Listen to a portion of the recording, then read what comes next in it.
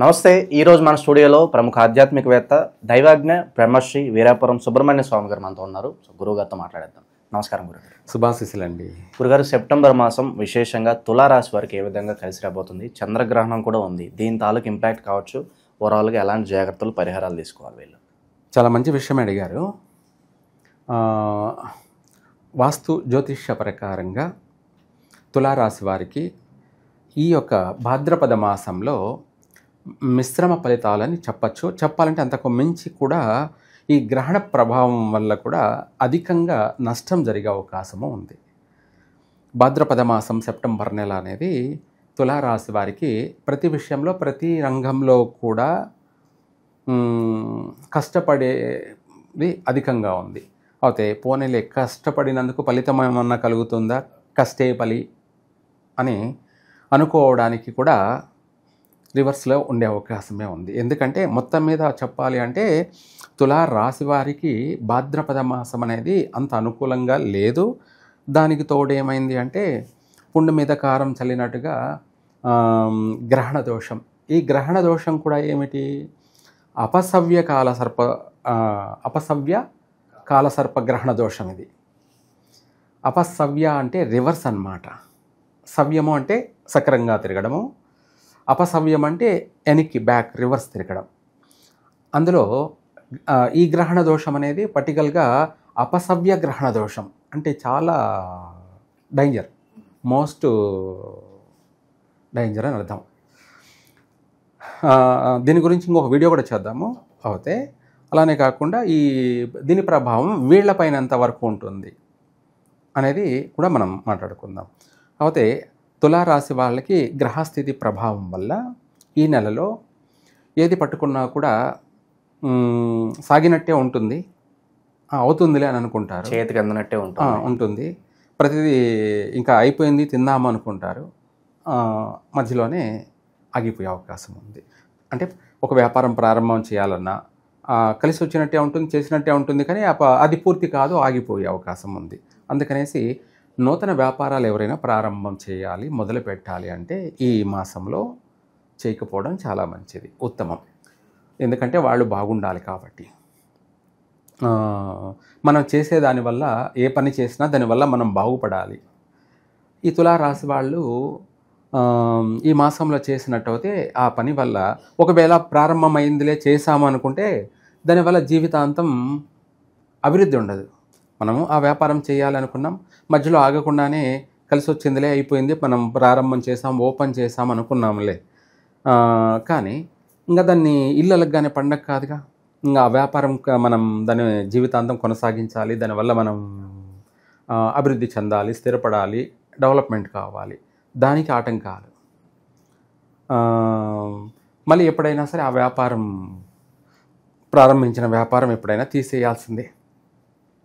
6 నెలలకు కావచ్చు, సంవత్సరానికి కావచ్చు, లేదంటే 5 ఏళ్లకు కావచ్చు, 10 ఏళ్లకు కావచ్చు, తీసేయాల్సిందే, తప్పదన్నమాట. తీయకపోతే మనం తీయకూడదు అనుకుంటే అది మనల్ని అన్ని విధాల ముంచేస్తుందంటే ఆర్థికంగా భారీ స్థాయిలో నష్టపోయే అవకాశం ఉంటుంది.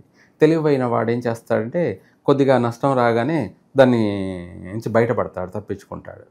అంటే అదృష్టవంతుడు అని అర్థం. దురదృష్టవంతుడు ఏం చేస్తాడంటే దాంతో పోరాడి చేతకాక లాస్ట్కి తిరిగి చూసుకుంటే తడిసి మోపడంత అయిపోతుంది. అంటే మళ్ళీ మనం దాన్ని తీర్చుకోలేనంత పరిస్థితి స్థాయికి దిగారు. అందుకనేసి ఏదైనా ప్రతి విషయాల్లో మనకు 1, 2, 3 ఆలోచనలు కొంచెం మనకు పాజిటివ్గా అంటే మనం డెవలప్మెంట్లో కనపడుతున్నామా అయితే పర్వాలేదు, చేయొచ్చు. లేదు ఆ 1, 2, 3 మనకు నష్టాలు కలుగుతున్నాయి అంటే వెంటనే దాని నుంచి మనము తేరుకోవాలి. అంటే ఆ విధంగా నష్టపోకూడదు వ్యాపార విషయంలో. అలాగే విదేశాలకు వెళ్ళాలనుకున్న వాళ్ళు కూడా కొంత దాన్ని పోస్ట్పోన్ చేసుకోవడం, మార్చుకోవడం మంచిది అనే విధాలు కూడా. వివాహ సంబంధాలు ప్రయత్నాలు మొదలు పెట్టాలి అనుకున్న వాళ్ళు అయితే ఈ మాసంలో అస్సలు మొదలు పెట్టద్దు, వచ్చే మాసంలో పెట్టుకోవచ్చు. ఇంకా కూడా చెప్పాలి అంటే ఈ తులారాశి వాళ్ళు ఇందాక మనం అనుకున్నట్టుగా గ్రహణ ప్రభావం ఏంటంటే స్త్రీల పైన అధికమైనటువంటి నష్టాన్ని కలగచేస్తుంది. అపసవ్యకాల దోషం అనే దాంట్లో అపసవ్యకాల గ్రహణ దోషం ఇది ఏమైందంటే స్త్రీలపైన తీవ్రమైనటువంటి నష్టాన్ని కలగచేస్తుంది. అందులోనూ మొత్తం మీద ఉంటుంది కదా అనేది ఒక ఎత్తు అయితే, ఈ తులారాశి వాళ్ళకి మరీ అధికంగా ఉంటుంది. ఆ అధిక ప్రభావం ఏమిటి అంటే వాళ్ళు శారీరకంగా చెడిపోవడము, మానసికంగా నష్టపోవడము, తర్వాత ఇదే కాకుండా ఇంకా వాటిలో వచ్చేటువంటి సమస్యలతో ప్రాణగండాలు కూడా స్త్రీలకి. అయితే పురుషులకు ఉండదా ఈ రాశిలో వాళ్ళకి అంటే ఉంటుంది, కానీ అధికంగా స్త్రీలపైన ప్రభావం ఉంది. ఇప్పుడు ఎక్కడైనా సరే మనము ఈ కాల సర్పదోషమన్నా కుజదోషమన్నా స్త్రీలపైన అధికంగా ఉంటుంది. ఏమిటంటే వివాహాలు విషయంలో ఆలస్యంగా జరగడం, లేదంటే ఒకవేళ తొందరగా వివాహమైన మళ్ళీ గొడవలు జరిగి విడిపోవడము, లేదంటే పాపం ఎడబాట్లు, పెళ్లి చేసుకునేది దేనికి, ఏదో సంతోషంగా సుఖంగా భార్యాభర్తలను కలిసి జీవిస్తాము అన్న నమ్మకంతో చేసుకున్నాము, కానీ తరచూ ఎడబాట్లు రావడము, అవి ఊహలకు అందని ఊహించనాటివి. మనం ఒకటి అనుకుంటే జరిగేది ఇంకొకటి జరుగుతూ ఉంటుంది, రివర్స్ అయిపోతుంటుంది. దాన్నే రివర్స్ అంటే అపసవ్య గ్రహణ దోషం అన్నమాట. దీనివల్ల ఈ రాశి వాళ్ళకి తీవ్రమైనటువంటి స్వభావం ఉండడం వల్ల మానసికంగా నష్టపోతారు, ఆర్థికపరంగా నష్టపోతారు. వీటితో పాటు సంతాన నష్టం కూడా అధికంగా కాలయాపన జరగడం. పెళ్ళైన సంవత్సరానికి సంతానం కలగాల్సింది 5 ఏళ్ళైనా అసలు ప్రెగ్నెన్సీ కాకపోవడం, లేదంటే ఒకవేళ ప్రెగ్నెన్సీ అయినా మళ్ళీ మధ్యలో గర్భస్రావం జరుగుతూ ఉండడం, 9 ఏళ్ళు 7 ఏళ్ళు 9 ఏళ్ళు 10 ఏళ్ళు 15 ఏళ్ళు 20 ఏళ్ళు కూడా జరగకపోవడం. ఈ కాలసర్పదోషాల ప్రభావం అనేది స్త్రీలపైన అధికంగా ఉండడం. ఇదే కాకుండా ఇంకా చెప్పాలి అంటే మాంగళ్య దోషాన్ని కూడా కలగచేస్తుంది. మాంగళ్య దోషం అంటే తన భర్త చనిపోవడం. భర్త చనిపోతే భార్యే కదా దానికి ఆ బాధకు గురి కావడం, అన్ని విధాల సర్వ విధాల తన మాంగళ్యాన్ని కోల్పోవడం, ఒక విధంగానేముంది అన్ని విధాలు కూడా తను నష్టపోవడం జరుగుతుంది. ఇదంతా ఎక్కువగా వీటి ప్రభావం స్త్రీలపైన అధికంగా ఉంటుంది. స్త్రీలపైన అయితే మగవాళ్ళకి వచ్చేటప్పటికి ఏమిటి అంటే వీళ్ళపైన అధికమైనటువంటి ఆర్థిక ప్రభావం ఉంటుంది. ఏమవుతుంది, మగవాళ్ళైతే తులారాశిలో వాళ్ళు మగవాళ్ళకైతే ప్రాణగండాలు జరగకపోవచ్చు, కానీ ఆస్తి అనేది ఆర్థిక స్థితిగతులు అనేది వాళ్ళ దగ్గర ఉంది అనుకుందాం, అమౌంట్ ఏదన్నా కోట్లలో ఉంది, దాన్ని పోగొట్టుకోవడం జరుగుతుంది. ఓకే, ధన నష్టం. లేదు పోనీలే ఒట్టి చేత్తో మనం సంపాదిస్తాము కష్టపడి అని అనుకుంటే వాళ్ళు ఎంత చేసినా శూన్యం కనపడుతుంది. అరే ఎంత కష్టపడినా ఇంతే నా జీవితము అని అంత మనిషికి నిస్సహాయత, మానసికమైనటువంటి మనోవేదన ఇవన్నీ కూడా అధికంగా కలిగే అవకాశం ఉంది. దీని ఎఫెక్ట్ ఎక్కువ ఉంది. గ్రహణ దోష యొక్క ప్రభావం అనేది తులారాశి వాళ్ళకి ఆర్థిక స్థితిగతుల విషయంలో మాత్రం అధిక నష్టాన్ని కలగచేసే అవకాశం ఉంది. అందుకనేసి ఈ రాశి వాళ్ళు పరిహార మార్గం ఏదన్నా చేసుకోవడం చాలా మంచిది. ఏమిటి ఆ పరిహార మార్గం? విశేషంగా ఎలాంటి పరిహారాలు చేసుకోవాలి గురుగారు? మరి ఈ రాశి వాళ్ళు కూడా మనం ఇందాక చెప్పుకున్నట్టుగా పుట్టమట్టి అంటే కొన్ని రాశులు చెప్పుకుంటూ వచ్చాము. వీటికి అన్నిటికీ 10,000 గ్రహణ దోషాలైనా, 10,000 కాలసర్ప దోషాలైనా, అపసవ్య కాలసర్ప దోషాలైనా, కుజదోషాలైనా, ఎటువంటి శత్రుదోషాలైనా, రుణదోషాలైనా ఏవైనా కూడా నశించిపోవాలంటే పుట్టమట్టి రేపు రాబోయేటువంటి వినాయక చవితికి పుట్ట దగ్గరికి వెళ్ళి ప్రదక్షిణ చేసుకొని పుట్టలో పాలు పోసి నమస్కారం చేసుకొని కొద్దిగా పుట్టమట్టి తెచ్చుకొని చిన్న గణపతిని చేసుకొని ఇంట్లో పూజ చేసుకొని ఆ గణపతిని మనము ఇంట్లో కట్టుకోవచ్చు, లేదంటే కట్టుకోకపోయినా పర్వాలేదు. ఈ తులారాశి వాళ్ళు ప్రతిరోజు బొట్టు పెట్టుకోవాలి. ఆ గణపతిని కాస్త తేనెతోనో నెయ్యితోనో తీసుకొని రాత్రి పనుక్కునేటప్పుడైతే జ్ఞానానికి పెట్టుకోవాలి, పగలవుతే తలరాతకు పెట్టుకోవాలి. దీనివల్ల ఏమవుతుందంటే వీళ్ళకు మంచి తెలివితేటలు, టాలెంటెడ్ అవుతారు. మంచి టాలెంటెడ్ అంటే మల్టీ టాలెంటెడ్ అవుతారు. ఏదైనా చేయగల సమర్థులు. ఏదో ఒక విధంగా ఆర్థిక పరంగా సంపాదించడం కూడా జరుగుతుంది. నష్టపోవాల్సింది కాస్త నష్టాలు జరగకుండా ఇంకా వీళ్ళు డెవలప్మెంట్ మార్గంలో చక్రం తిప్పగలరు. మళ్ళీ చక్రం తిప్పగలరు. అలాగే విధి రాతకు మనము పెట్టుకోవడం అనేది ఏంటంటే గండాలు జరగకుండా ప్రమాదాలు నివారించడం కొరకు ప్రతి విషయాల్లో కూడా తప్పించుకు తిరుగుబాటు దన్నేడు సుమి అన్నట్టుగా అన్నిట్లోనూ జయించుకొని తిరిగి ఇంటికి వస్తూ ఉంటాడు. రాత్రి వేళ జ్ఞానానికి పెట్టడం ఏమిటంటే వాడి యొక్క భవిష్యత్తు అంతా కూడా శుభ్రం.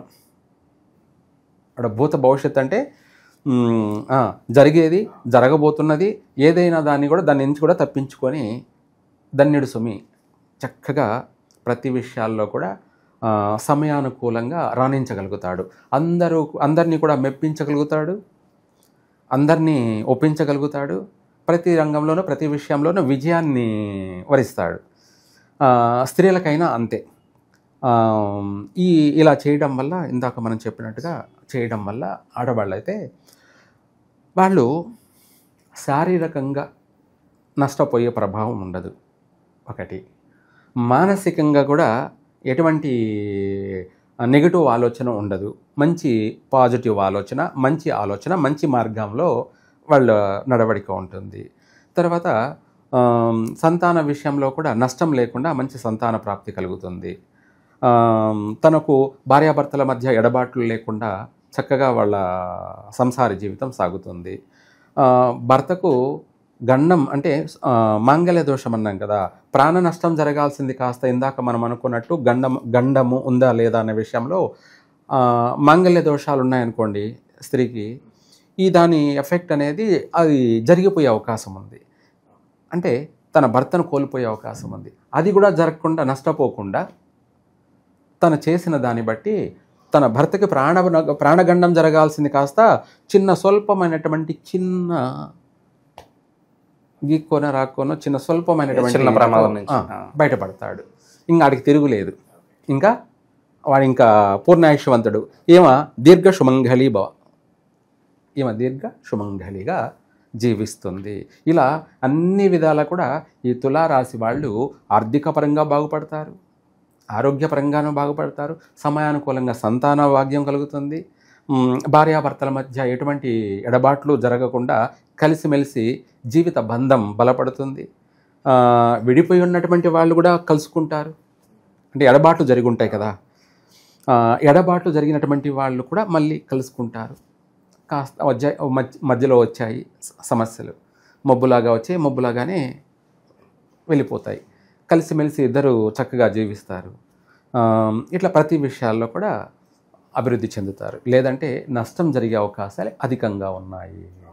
గురుగారు, తులారాశి వాళ్ళకి వాస్తుపరంగా, న్యూమరాలజీ పరంగా ఏదన్నా సూచనలు ఉంటే తెలియజేయండి గురుగారు. మంచి విషయమే. వాస్తు ప్రకారంగా వచ్చేటప్పటికి తులారాశి వాళ్ళు తూర్పు దిశగా వెళ్ళినట్టయితే ప్రతి పని విజయం వీళ్ళను వరిస్తుంది. అదృష్ట దిశ తూర్పు దిశగా వెళ్ళడం వల్ల ఏ పనైనా సరే సక్సెస్ అవుతుంటుంది. పెళ్లి చూపులకి వెళ్ళిన అటువైపు వెళ్ళిన ఆ సంబంధాలే కుదరడం కానీ, లేదు వీళ్ళు ప్రతిరోజు ప్రతి పని మీద ఇంట్లో నుంచి బయటికి వెళ్తున్నారు అంటే అది తూర్పు ముఖంగా వెళ్ళినట్టయితే 100%, 100% వీళ్ళ కాగల కార్యమంతా కూడా చక్కగా నెరవేరుతుంది. అంటే గంధర్వులే నెరవేరుస్తారు. అంటే సాక్షాత్తు తదాస్తు దేవతలే వీళ్ళ పనులన్నీ కూడా నెరవేరుస్తుంటారు. అలా తర్వాత ఇంగ్లీషు సంఖ్యాశాస్త్ర ప్రకారంగా వచ్చేటప్పటికి న్యూమరాలజీ ఈ రాశి వారికి 5, 6, 7 ఓవరాల్గా రాశి ప్రకారంగా మామూలుగా వాళ్ళకు జన్మ నక్షత్రం అనేది పక్కన పెట్టేసి వాళ్ళ పుట్టిన టయాన్ని బట్టి కొంచెం అటు ఇటు మారుతూ ఉంటాయి, ఒక్కొక్కరు పుట్టిన ఒక్కొక్క టయాన్ని బట్టి. కానీ ఆ రాశిలో పుట్టిన అందరూ కూడా పాటించవలసింది, ఆచరించవలసింది. ఒక ఫోన్ సిమ్ కొనుక్కున్నా, ఒక బైక్ కొన్నా, కారు కొన్నా, స్కూటీ కొన్నా, ఏది కొన్నా దానికి మనము ఇవే అంకెలు ఉండాలి. అలాగే 5, 6, 7 కలిపి అవే సంఖ్య ఉండడం, వాటిని కలిపి టోటల్ చేసుకుంటే టోటల్ కూడా 5 టోటల్, 6 టోటల్, 7 టోటల్. ఈ 3 టోటల్లో ఏ టోటల్ వచ్చినా కూడా వీళ్ళకు బాగా కలిసి వస్తుంది. సో ఓవరాల్గా సెప్టెంబర్ మాసంలో తులారాశి వాళ్ళ పరిస్థితి ఏంటి, వాస్తుపరంగా న్యూమరాలజీ పరంగా చాలా బాగా వివరించారు గురుగారు. ధన్యవాదాలు. సర్వే జన సుఖినో భవంతు.